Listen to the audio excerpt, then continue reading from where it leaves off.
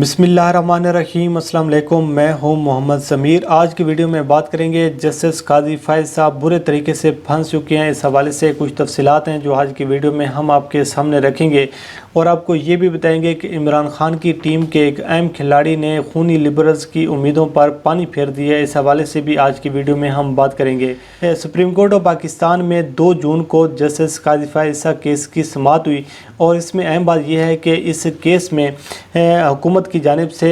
फ़रोग़ नसीम साहब बतौर वकील पेश हुए। भरपूर तैयारी के साथ वो पेश हुए और उन्होंने जिस तरीके से जजेस के सवालात के जवाबात दिए, धुआंधार किस्म की ये समाअत थी। सख्त किस्म के इस समाअत में सवालात उठाए गए, लेकिन फ़रोग़ नसीम साहब भरपूर तैयारी के साथ अदालत में पेश हुए और उन्होंने भरपूर अंदाज से, ज़बरदस्त तरीके से, बेहतरीन अंदाज में जजेस को कैल करने की कोशिश की। और इस हवाले से जो आज का दिन था वो इन खूनी लिबरल्स के लिए बड़ी परेशानी का दिन था, क्योंकि आपको पता है कि जस्टिस काजी फायद के साथ बहुत बड़ी इक़्तिदाद है खूनी लिबरल्स की। वो खड़ी हुई है, बिलावल भुट्टो जैसे लोग खड़े हुए हैं और इसके साथ साथ कुछ वकला तंजीमें हैं वो भी उनके साथ खड़ी हुई हैं। लेकिन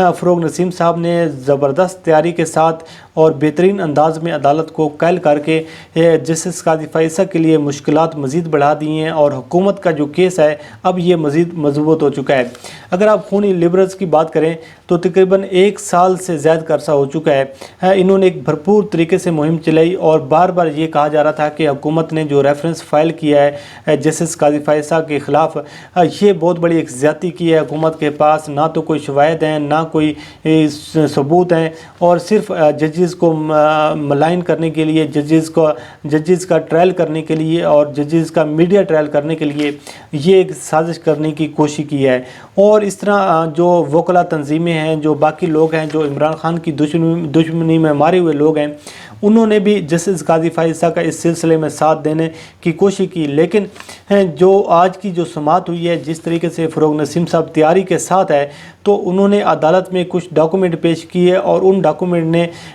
हुकूमत के केस में जान डाल दी है और जस्टिस काजी फायद के लिए मज़ीद मुश्किलात बढ़ा दी हैं और उनके केस को कमज़ोर कर दिया। तो इस हवाले से आज का जो दिन था इन खूनी लिबरल्स के लिए बड़ी परेशानी का दिन था, उनके लिए बड़ी मायूसी का दिन था। और आपको पता है कि फ़रोग़ नसीम साहब की ये खूबसूरती ये है कि वो बड़े धीमे अंदाज में और बड़े खूबसूरत अंदाज में और हमेशा तैयारी के साथ वो आकर बात करती हैं। और जितने भी केसेस जो सुप्रीम कोर्ट को रिपोर्ट करने वाले जो रिपोर्टर्स हैं वो इस बात से इत्तफ़ाक़ करते हैं कि जो फ़रोग़ नसीम साहब का जो अंदाज़ है, जो जिस तरीके से वो अदालत में आकर बात करती हैं, तो वो मुकम्मल तैयारी के साथ आती हैं और बग़ैर तैयारी के साथ कभी भी उन्होंने आकर अदालत में दलाल देने की कोशिश नहीं की। तो आज की वीडियो में उन्होंने कुछ अहम बातें की हैं, वो हम आपके सामने रख लेते हैं। उसके बाद फिर हम आपके सामने वो डॉक्यूमेंट रखेंगे जिसमें काजी फायद के लिए, जस्टिस काजी फायद साहब के लिए मुश्किलात मज़ीद उसमें इजाफ़ा हुआ है, तो उस पर हम आखिर में आकर बात करते हैं। फ़रोग़ नसीम साहब ने शुरू में आकर जो बेंच था उसके सामने उन्होंने कहा कि मैं आज 3 इश्यूज़ पर बात करने की कोशिश करूंगा, 3 चीज़ों को आपके सामने रखूंगा। नंबर 1 उन्होंने कहा कि मैं आर्टिकल 209 पर बात करूंगा और इसके साथ साथ जजेस के जो कोड ऑफ कंडक्ट के हवाले से मैं आज बात करूंगा। और जो तीसरा उन्होंने कहा है कि मैं बात करूंगा सुप्रीम जुडिशल काउंसिल की जो प्रोसीजर ऑफ इंक्वायरी है 2005 के बारे में, इसके हवाले से मैं बताने की कोशिश करूंगा। इन 3 चीज़ों पर मैं बात करूंगा। और फ़रोग़ नसीम साहब ने जो पहला पॉइंट अपने दलाल में उन्होंने उठाया और जजेस को कैल करने की कोशिश की है, उन्होंने कहा है कि जब मोहतरम जज काजी फायद साहब इतराफ़ कर चुके हैं कि ये जायदादें मेरी बीवी बच्चों की हैं, तो अब तो हमारा काम ख़त्म हो गया है, ये हमें ब्लेम करने की कोशिश की जा रही है, हम पर इल्ज़ाम तराशी करने की कोशिश की जा रही है और अब ये जज ने साबित करना है कि इसकी मनी ट्रेल कहाँ है। ये मनी ट्रेल देना अब जस्टिस काजी फायद साहब का काम है और उन्होंने ये सबूत देने हैं। बर्डन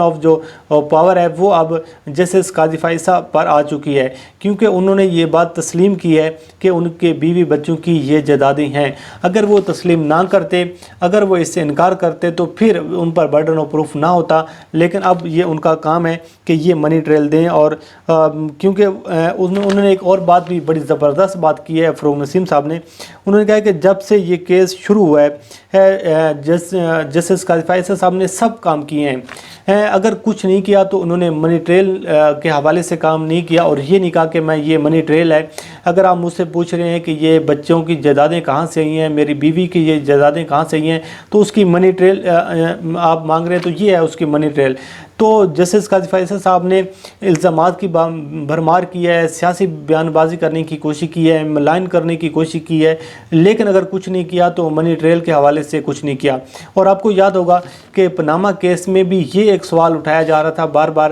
کہ نواز شریف سے جب پوچھا جا رہا تھا کہ یہ آپ نے جو لندن میں جائیدادیں کیسے خریدیں، آپ کے بچوں نے اتنے بڑے اثاثے کیسے بنائے، تو وہ منی ٹریل پر بات نہیں کرتے تھے، لیکن بات کو ادھر ادھر گھمانے کی کوشش کرتے تھے، اور یہ کہتے تھے کہ جی یہ ہم پر انتقامی کارروائیاں کرنے کی کوشش کی جا رہی ہے، یہ جھوٹا کیس ہے۔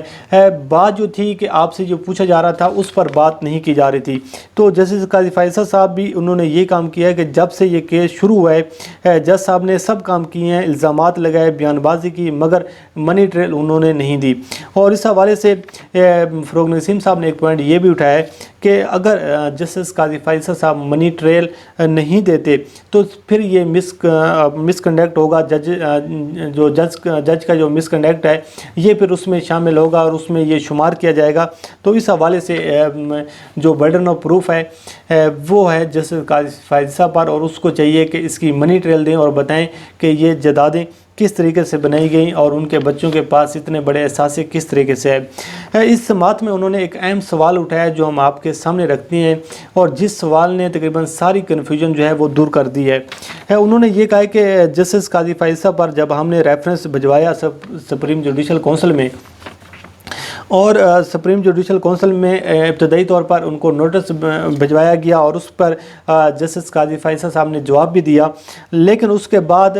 سپریم جوڈیشل کونسل کی جانب سے شو کاز نوٹس بھیجا گیا، لیکن جب شو کاز نوٹس جاری ہونے سے پہلے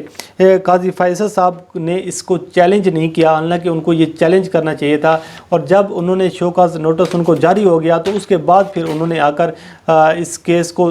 چیلنج کرنے کی کوشش کی ہے۔ تو پھر فروغ نسیم صاحب کا یہ کہنا تھا کہ قانونی طور پر اور ٹیکنیکلی سپریم کورٹ اب اس میں انٹرفیرنس نہیں کر سکتی، کیونکہ سپریم جوڈیشل کونسل جو ہے اس کے جو ایک اعلیٰ سطحی جو ان کا جو ایک بینچ ہے وہ اس کے حوالے سے شوکاز نوٹس جاری کر چکا ہے۔ تو ایسے حالات میں سپریم کورٹ جو ہے وہ اب اس میں انٹرفیرنس نہیں کر سکتی۔ اگر جسٹس قاضی فیصل صاحب اس کو پہلے چیلنج کر دیتے تو پھر اس کے بعد سپریم کورٹ بھی اس میں انٹرفیرنس کر سکتی تھی، اور جسٹس قاضی فیصل صاحب بھی اس کے حوالے سے جو اقدامات اٹھانے تھے وہ اٹھا سکتے تھے۔ بات کر لیتے ہیں فروغ نسیم صاحب نے جو لیٹر جمع کروایا، جو ڈاکومنٹ جمع کروایا سپریم کورٹ آف پاکستان میں، جس کے بعد سب حیران و پریشان رہ گئے، اور یہ وہ ڈاکومنٹ تھا جو لندن میں اثاثوں اور جائیدادوں کے حوالے سے ثبوت ہیں جو جسٹس قاضی فیصل صاحب کی بیوی اور بچوں کے نام پر جو جائیدادیں ہیں وہ تمام تر تفصیلات اس ڈاکومنٹ میں موجود تھیں، تو وہ انہوں نے سپریم کورٹ آف پاکستان میں جمع کروایا، جس پر ججز کی جانب سے سخت قسم کے سوالات اٹھائے گئے، اور ایک مرتبہ پھر سوالات کی برسات شروع ہوئی، اور یہ کہا گیا کہ یہ جو ڈاکومنٹ ہے یہ پہلے کیوں نہیں جمع کروایا گیا، یہ جسٹس قاضی فیصل صاحب کو کیوں نہیں دیا گیا، اور اس حوالے سے بار بار سپریم جوڈیشل کونسل میں یہ سوالات اٹھائے جا رہے تھے، سپریم کورٹ میں یہ سوالات اٹھائے جا رہے تھے، لیکن یہ جو ڈاکومنٹ تھا یہ پہلے آپ لوگوں نے کیوں نہیں جمع کروایا۔ تو جس پر فروغ نسیم صاحب نے یہ کہا کہ مجھے اس چیز کا نہیں علم، لیکن یہ ہے کہ جیسے مجھے کیس ملا تو میں نے جب سارے ڈاکومنٹ دیکھے تو پھر میں نے اس ڈاکومنٹ کے حوالے سے پوچھا، تو مجھے جب یہ ڈاکومنٹ دیا گیا تو میں نے آ کر یہ ڈاکومنٹ عدالت میں آ کر پیش کر دیا، اور یہ وہ تمام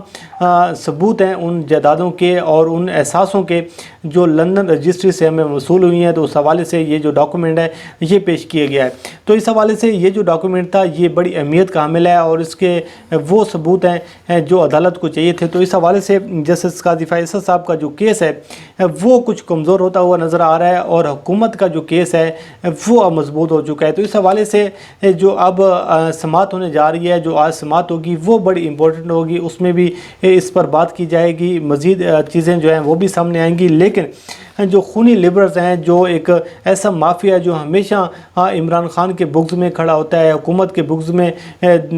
जो खड़ा होने की कोशिश करता है, तो उन लोगों को आज ये शिकस्त हुई है, उन लोगों को वो परेशानी का सामना करना पड़ा है, उन लोगों को मायूसी का सामना करना पड़ा है। तो आने वाले जो दिन हैं आप देखते हैं क्या सूरत हाल है। लेकिन फ़रोग़ नसीम साहब जो हैं वो इन एक्शन है, भरपूर तैयारी के साथ ज़बरदस्त किस्म के वार कर रहे हैं और हुकूमत को भरपूर तरीके से हुकूमत का जो मौक़िफ़ है वो अदालत में पेश करने की कोशिश कर रहे हैं। बहरहाल जस्टिस काजी फैसल साहब के लिए जो माहौल है वो कुछ अच्छा नहीं नज़र आ रहा और उनके लिए जो सूरत हाल है वो अब कुछ परेशान कुन होती नज़र आ रही है। तो देखते हैं आने वाले दिनों में क्या डेवलपमेंट होती है, क्या सूरत हाल बनती है। मुझे दीजिए इजाज़त, हम इंशाल्लाह आपको आगाह भी करते रहेंगे। अल्लाह करीम आपका हामी नासर हो। खुदा हाफिज़।